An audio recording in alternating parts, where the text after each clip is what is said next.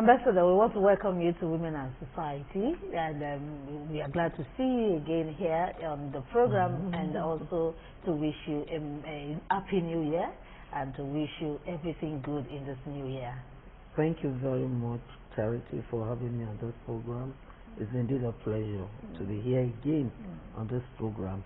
I wish you all a happy new year, and for Nigeria, it's going to be a good year for all of us, by the special grace of God.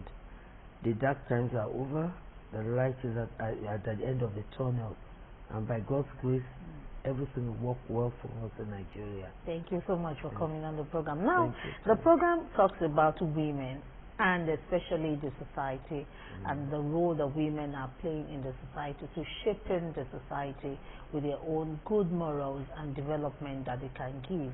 And we know that for so many years, you have been on the field, on your career, to shape and talk to young women on what they should do. But before we dwell on your career and do the needful digging deep into you, we want to know who you are. A lot of people know you from the surface, but on the program we want our viewers to know you the more. So who is Ambassador Modupe Adebiyi? Well, this lady is, my maiden name is Shoretore, so we are from Abeokuta in Abeokuta, to start off with. I'm married to my husband, Ambassador Adebiyi, and my parents, I'm from a very religious background, my very Christian background and disciplined background. Anybody that knows my father, Bishop Shoretore, will tell you that he's a disciplinarian. And I think that's had a lot of effect on my life growing up, and my outlook to life. And I wish most families these days will put a bit of discipline in the training of children, so when they grow up we'll have a better society. Yes. Then I'm married, I have two grown-up boy and girl. Well, they are women now, and I have grandchildren. Yeah, my career life, 35 years in the foreign service, career service. I served in the UN, I served in so many various countries in the world, and I ended it up, I served about 4 presidents in Nigeria, in the protocol department as director of protocol, and I was the chief of protocol in foreign affairs before I finally retired. Then before then I was the High Commissioner of Nigeria to Sierra Leone, which was very exciting for me. I was able to deepen the relationship between Nigeria and Sierra Leone, to the point that while I was leaving, I was called the Ebola ambassador. Actually, I was there during Ebola, and to the special grace of God, I didn't lose any Nigerian to the Ebola virus. And while I was leaving, I appreciated what I was doing to uplift the situation of the girl child in Sierra Leone, especially the poor ones. We went around. I worked with the First Lady, Mrs. Koroma. We went round, and Mrs. Sia Koroma. We went round. We made sure that we empowered the girl child. And by the time I was leaving Sierra Leone, the government actually released 2 Nigerian prisoners to me as a way of saying thank you. All right. So yes, and right now I'm retired. I am on the board of 2 companies now as the chairman of the company, Sage Finance and Free Recycle. Free Recycle is in, I don't want to do advertisement. A lot of people will have done a lot of work that you did for about 35 years and retire quietly, and nobody will know what they are doing in the society. But you said you want to still make impact and show force in the society. Well done, man. Now let's go into your growing up years. Now you spoke about your father being someone who disciplined the children while growing up. Your growing up years, can it be compared to these days? We see a lot of parents still doing what they can do in training their children. But in those days, we know that, we hear, and those of us that met a little bit of it know that the discipline was a uniform thing. It wasn't the family A would do this. It was something that was cutting across. So can we compare your growing up years and these days? Are there differences in disciplining children? Thank you very much for that question. It's a question I'm passionate about. I grew up in Ikoyi. I went to Only Child College in Obalende. And even as upscale as Ikoyi was, you still couldn't mess up around the area. Because all the parents still knew each other. So they will still report it to your parents or they'll call you to discipline you. So that is one thing I find lacking now. Most parents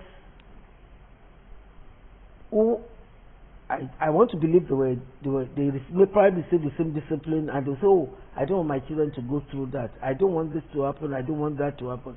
And I think we're not even paying attention to the children. Majority of we parents these days just throw money at the children and then we're absent.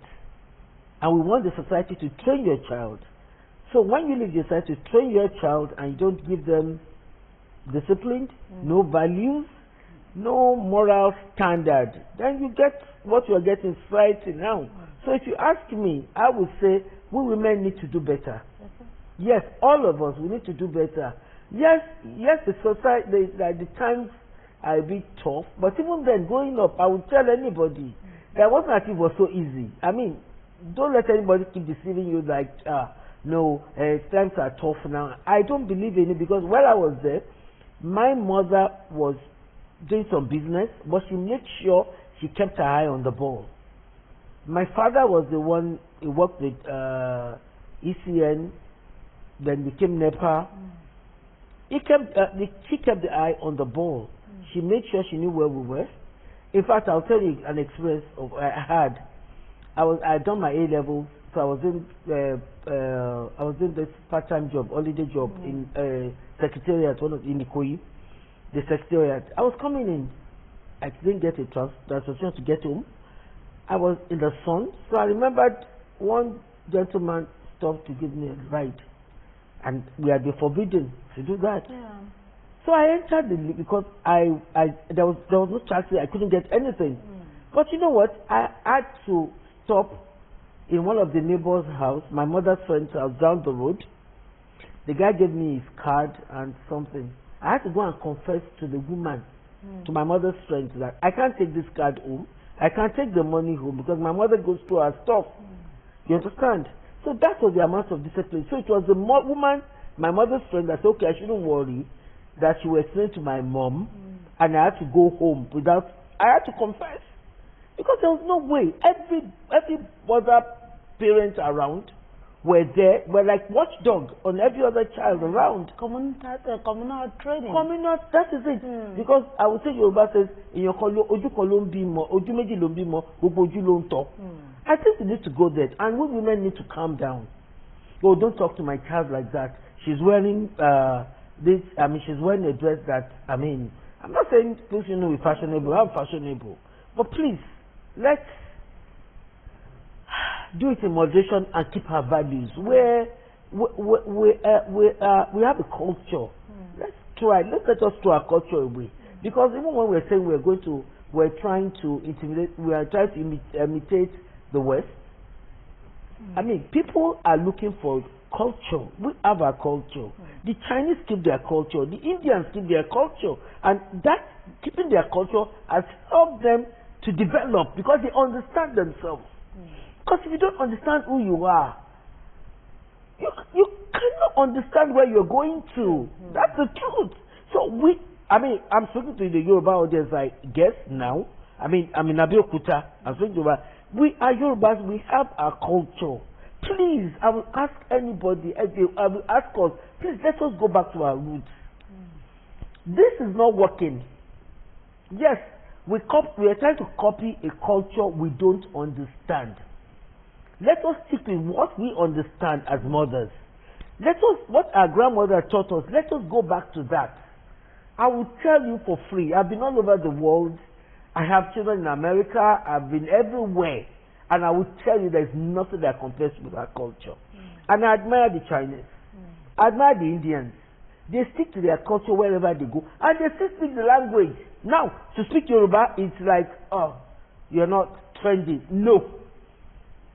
And I'll tell you another story I grew up to know. There was a doctor, medical doctor, when I was growing up. Okay, he made sure the first language of his children is Yoruba, not English, because he tried to learn English later. And when you think in your language, you are more deep. There's much depth in you. So I would want to bring all the Gen Z parents. Yes, some of my generations have made the same mistake. I'm not going to put the blame on anybody. We are all guilty. But please, let the children learn the language. Don't let us throw away the wealth we have and then our children start learning it from it. I mean, you go around now, you see a lot of Chinese, a lot of Europeans learning Yoruba and even speaking Yoruba and even coming up with our AWE and everything. Yeah. So what's wrong with us? Why are we losing it? I mean, losing your culture doesn't make you hip. It doesn't make you anything. It ridicules you. That's the way I see it. When I see a child growing up in Abeokuta and say, "Oh, me, I don't speak Yoruba. I can't speak Yoruba." I'm like, really? Who are your parents? So I think we should please take pride in what we have. If you throw your culture away, you won't get it. You have to buy it from other people. I think that's one message I want to send to mothers, especially because I know we mothers are the cradle, are the ones that rock the cradle, and we are the ones. I mean, all of Mabuku, so I would say that mothers, I think we need to do better. Yes, we have to struggle. I'm a career woman too, so nobody can tell me about career. I worked in the State House. I served from Pennsylvania to President Obasanjo first time, second time. I did a bit with Ambassador Yaradua, and I worked with President Jonathan. And indeed, from Foreign Affairs as Chief of Protocol, I still served under the Buhari administration. So nobody can tell me that you are too busy to take care of your own. Please, women, when we go round and we come back, that is our nest. That is where we come back to. That is where we get our peace from. Please, let us put the responsibility nature has put on us, which is first of all taking care of our children. Please, let us do that so that all this running around and accumulation of wealth will not be empty at the end of the day. Because what are you doing all of this for? If your children don't turn out well, what makes you happy in your old age is when you have been accomplished and your children are also accomplished, and they don't embarrass you outside. And now let's go back to your career years, because a lot of women who are lagging in training their children or balancing, let me use the word balancing, their home and the career, put it majorly on the economy. And so the economy is not allowing them to take full charge of training their children because they have to provide too. The man can not provide everything. So they have to work and they become career women. And is it possible for career women to maintain the balance between home and training their children and also have a very thriving career? Is it possible? Thank you very much for that question. Like you said, it's an area I'm passionate about, and I've gone through it. So it's not like, oh, she sat down at home. I don't even believe any woman should just sit down at home.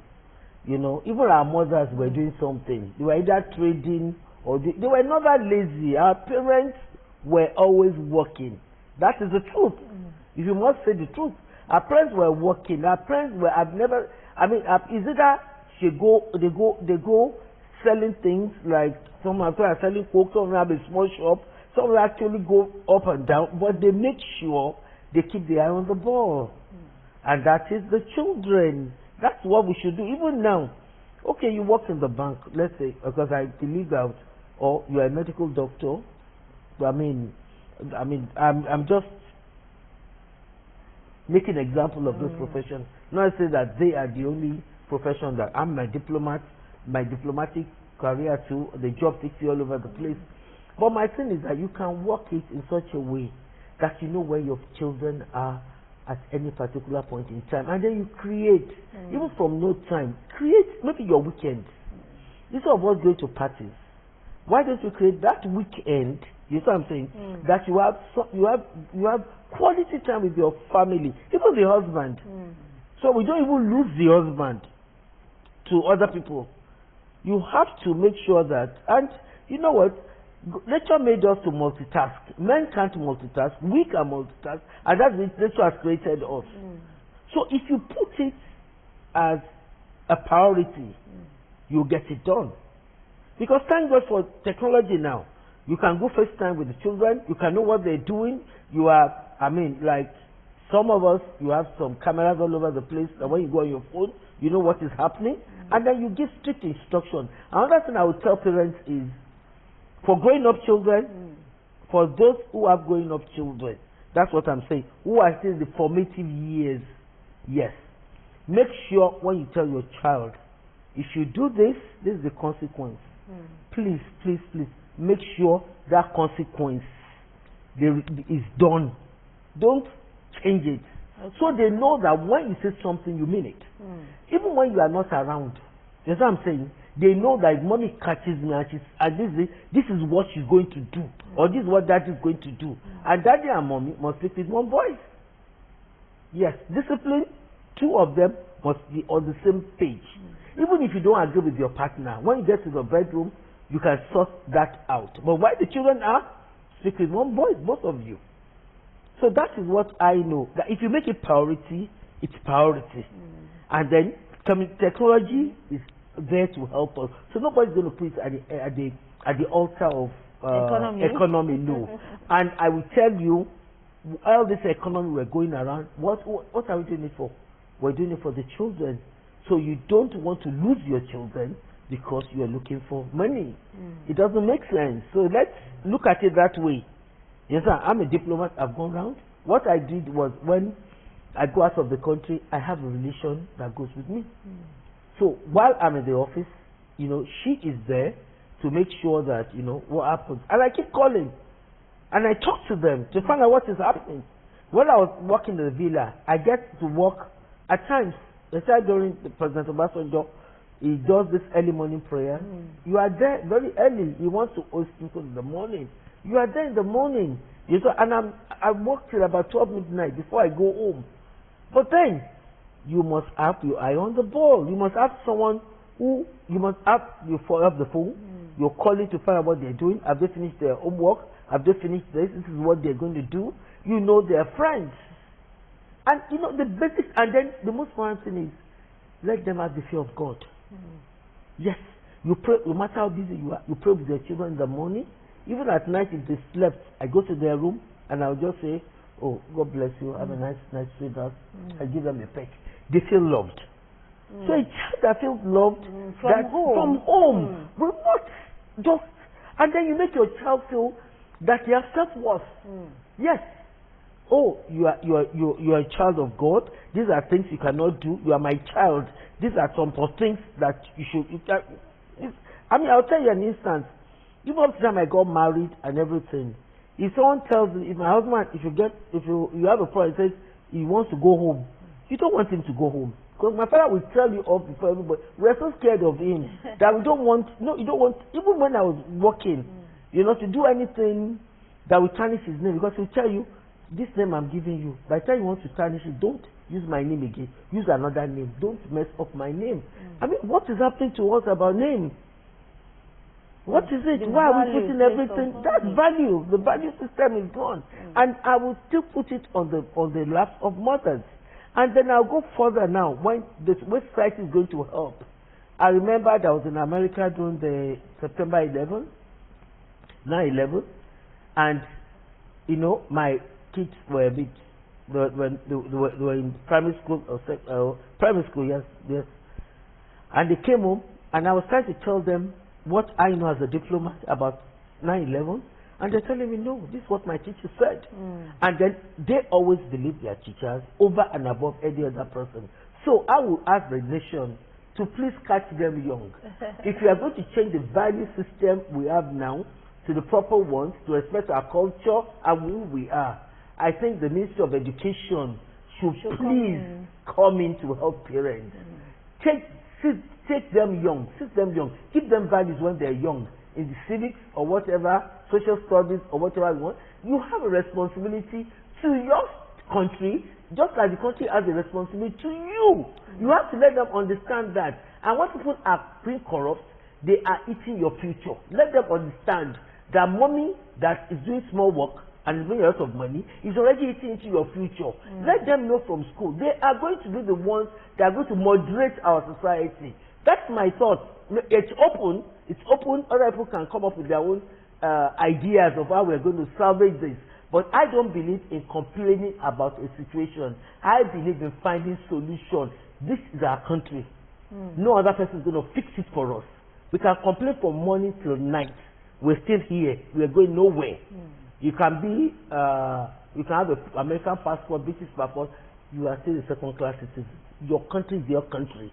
So let us sit down together and fix this country together. And I'm calling all our women to please rise up for the sake of their children and their grandchildren. Because when all this comes back, it comes to us. We are the ones that are going to carry the burden at the end of the day. Please let us come together. The state should help us. The curriculum should reflect a bit of responsibility to state. Yes, responsibility to your state. Your state's responsibility to you. Anybody doing any other thing is going to affect your future. Even your parents enriching themselves from government force or whatever, doing whatever thing is going to affect your future. Let our children understand that right from nursery school. So that growing up, they know that whatever action they do has consequences for the future. And let us stop complaining. Let's put hands together to help whichever government. We should stop criticizing every government in power. Let us come down. Let us do a bit. One person cannot ever change the society. We are all going to come together, help, do your own bit, clean your own corners. If you have clean identity corners, Nigeria will be clean. Thank you. This first segment of Women and the Society for Ambassador Modupe Adebiyi will be having this break, but to continue on the second segment next time, next episode for Women and the Society. So join us again on Women and the Society as we bring the second part of Ambassador Modupe Adebiyi on Women and the Society. So this program is divided into two parts. See you on the second part.